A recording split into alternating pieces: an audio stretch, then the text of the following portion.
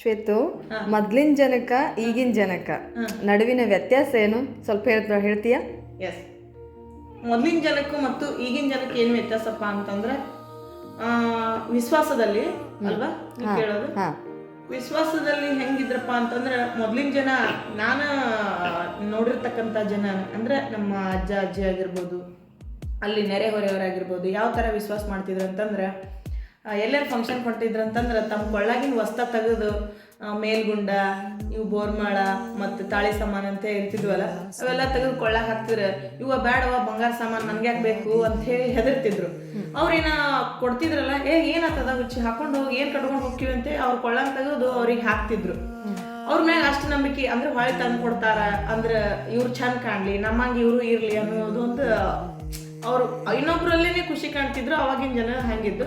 But ಈಗಿನ ಜನಕ್ಕೆ ನೀವು ಒಟ್ಟು ನಿನ್ನ ಪಾಲಿಂದ ಎಲ್ಲ ಇರೋದು ಅವ್ರಿಗೆ ಮತ್ತೊಂದು ಎಕ್ಸ್ಟ್ರಾ ಕೊಟ್ಟರು ಕೂಡ ಸಮಾಧಾನ ಇಲ್ಲ, ವಿಶ್ವಾಸ ಇಲ್ಲ ಅಂತ ಹೇಳಕ್ಕೆ ಇಷ್ಟಪಡ್ತೀನಿ. ಓಕೆ. Okay, thank you.